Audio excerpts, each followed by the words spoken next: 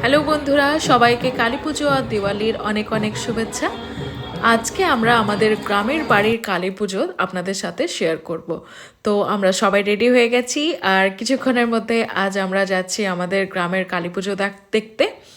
তো এই হচ্ছে আমাদের গ্রামের কালী মা, যাকে কালী পুজোর দিন এই মাকে পুজো করা হয়ে থাকে। তো একদিনে পুজো হবে আর তারপরের দিনই মায়ের বিসর্জন হয়ে যায়।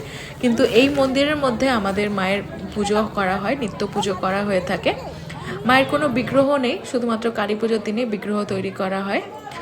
আর আপনারা দেখতেই পাচ্ছেন আজকে যেহেতু দিওয়ালি, তাই এখানে আমরা একটু মোমবাতি দিয়ে দিচ্ছি।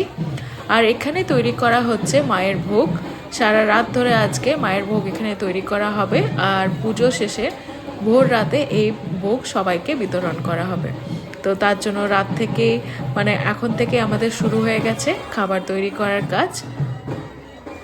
আর কিছুক্ষণের মধ্যেই পুজো শুরু হয়ে যাবে, তাই আমরা একটু সবাই মিলেই অপেক্ষা করছিলাম।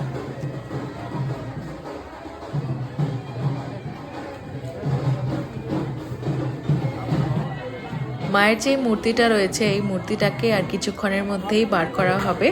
তারপরে মূর্তিটাকে আমরা সবাই মিলে মন্দিরের মধ্যে ঢোকানো হবে, তারপর ওখানে পুজো করা হবে। তো খুবই ভালো লাগে, গ্রামের অনেক দিন পরে আসি, সবার সাথে দেখা হয়, সবার সাথে কথাবার্তা হয়, নিজের আত্মীয় পরিজনদের সাথেও দেখা হয়। তো খুব ভালো লাগলো এখানে এসে আজকে। তো কালকে আমি আপনাদের সাথে বিসর্জনের ভিডিও নিয়ে আসবো। আমাদের ভিডিওটিকে ভালো লেগে থাকলে আপনারা লাইক, শেয়ার ও সাবস্ক্রাইব করতে পারেন। আর এরকম আরও অনেক ভিডিও আমরা নিয়ে আসবো। কালকে আমরা মায়ের বিসর্জনের ভিডিও নিয়ে আসবো। ততক্ষণের জন্য সঙ্গে থাকবেন, সবাই ভালো থাকবেন, সবাই ভালো করে কালী পুজো আর দিওয়ালি সেলিব্রেট করুন আর সবাই সুস্থ থাকবেন। ধন্যবাদ সবাইকে।